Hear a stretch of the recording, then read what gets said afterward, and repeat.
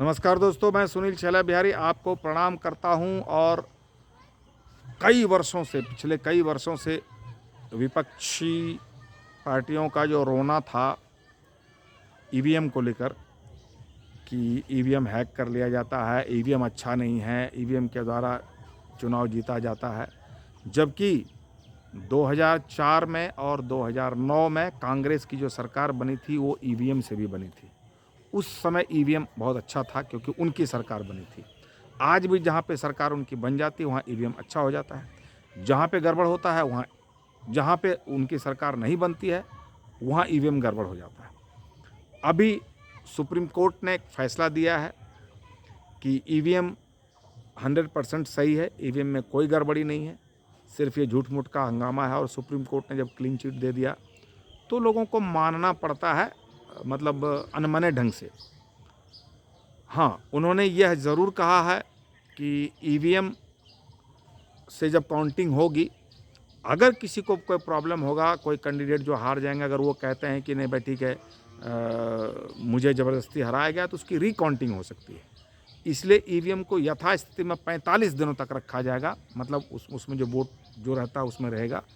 45 दिनों के अंदर अगर किसी को कोई प्रॉब्लम होता है तो दोबारा रिकाउंटिंग हो सकती है। लेकिन उसमें एक बात है कि रिकाउंटिंग का खर्चा उस कैंडिडेट को देना पड़ेगा तब, अगर रिकाउंटिंग में भी वो नहीं जीते या पहले जैसा ही रिजल्ट आया।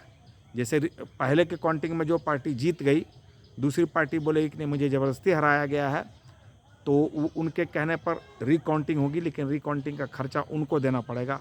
अगर वो जीत जाएंगे, जो विरोधी पक्ष होगा वो अगर वो जीत जाएगा, फिर उनको पैसा नहीं देना पड़ेगा।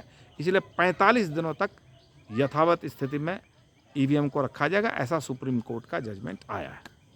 अब इसके बाद विरोधी पक्ष बोलेगा क्या? क्योंकि वो तो पहले से भूमिका बनाते रहते हैं कि अगर मैं हारूंगा तो फिर मैं बोलूँगा क्या। तो अभी आप देख रहे होंगे कि कुछ दिनों से विरोधियों का यह रोना आ रहा है, मतलब राग आलाप आ जा रहा है कि चुनाव आयोग के द्वारा वोटिंग प्रतिशत में घालमेल किया जा रहा है। अब जैसे कि चुनाव कहीं 5 बजे, कहीं 6 बजे, कहीं 3 बजे तक ही होता है। जैसे जम्मू वगैरह में हमने सुना कि 3 ही बजे तक हुआ था, कहीं 7 बजे तक भी होता है। लेकिन अगर 7 बजे तक भी चुनाव है या 6 बजे तक भी चुनाव है, तो होता क्या है कि जो लोग लाइन में लग जाते हैं वो जब तक लाइन ख़त्म नहीं होगा तब तक चुनाव होता रहेगा। तो 7 के बजाय 8 बज जाता है, 9 भी बज जा सकते हैं, क्योंकि अगर ज़्यादा भीड़ रहेगी तो। अब फिर उसका रिपोर्ट गांव में होता है, फिर वहाँ से रिपोर्ट शहर में आता है, फिर शहर से चुनाव आयोग को जाता है। तो इसमें टाइम लगता है। जैसे कि पिछले बार थोड़ा ज़्यादा टाइम लग गया, इस बार 1 दिन के बाद आ गया।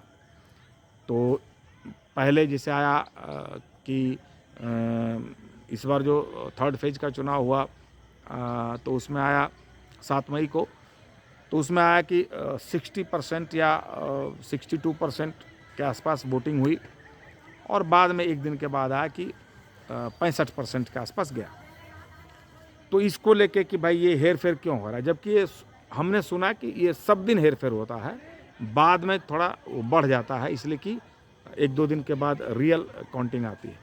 तो अभी से विपक्ष का वो रोना धोना शुरू हो गया है कि चुनाव आयोग के द्वारा गड़बड़ किया जा रहा है वोट परसेंटेज में। अरे भाई, वोट परसेंटेज बढ़ रहा है तो किसी का भी बढ़ सकता है, ऐसा थोड़े कि उसमें मोदी जी का ही बढ़ेगा, वो किसी का भी बढ़ सकता है। लेकिन वो भूमिका बनाया जा रहा है, क्योंकि बाय में तो बोल रहे हैं कि 200 सीट भी नहीं आएगा, 150 भी नहीं आएगा। कोई लोग तो 40-50 बोलता है, कोई तो बोलता है 0 पर आउट है। बोलना में क्या है, अपना मुंह है, कुछ भी बोलना है। अब तो ये अभी से उन्होंने भूमिका बनाने की शुरुआत कर दी है। अब देखिए क्या होता है। तो मुझे इस वीडियो के मार्फत आपको यह बताना था कि एक तो ईवीएम को सुप्रीम कोर्ट ने क्लीन चिट दे दिया है, जिसकी आपको जानकारी हो गई होगी, 2-4-5 दिन पहले की बात है। लेकिन अभी 7 मई के बाद, चुनाव के बाद जो विपक्षियों का रोना शुरू हुआ, तो मुझे लगता है कि इसी बहाने मैं दोनों बातें बता दूं कि अगर विपक्षी ने पहले से ही रोना शुरू कर दिया कि चुनाव आयोग घाल-मेल कर रहा है, इसका मतलब उनको पता है कि रिजल्ट क्या आने वाला है। तो इसलिए उन्होंने अपनी भूमिकाएँ बनाने की शुरुआत पहले से कर दी है। तो चलिए, मुझे ज़्यादा बोलना नहीं है, मुझे लगा कि इस बात की जानकारी आपको देनी चाहिए। मैंने आपको जानकारी दी है। आप इसके बारे में क्या सोचते हैं, शालीनता से कमेंट कीजिए, बताइए। और अगर यह वीडियो फेसबुक पर देख रहे हैं तो हमारे फेसबुक पेज को फॉलो कीजिए, लाइक कीजिए। और अगर यूट्यूब पर देख रहे हैं तो हमारे यूट्यूब चैनल को सब्सक्राइब कीजिए। और अगर एक बार कर चुके हैं तो दिल से बहुत बहुत धन्यवाद आपको, दोबारा मत कीजिएगा। हाँ, वीडियो को शेयर ज़रूर कीजिएगा, कमेंट ज़रूर कीजिएगा, शालीनता से कमेंट कीजिएगा।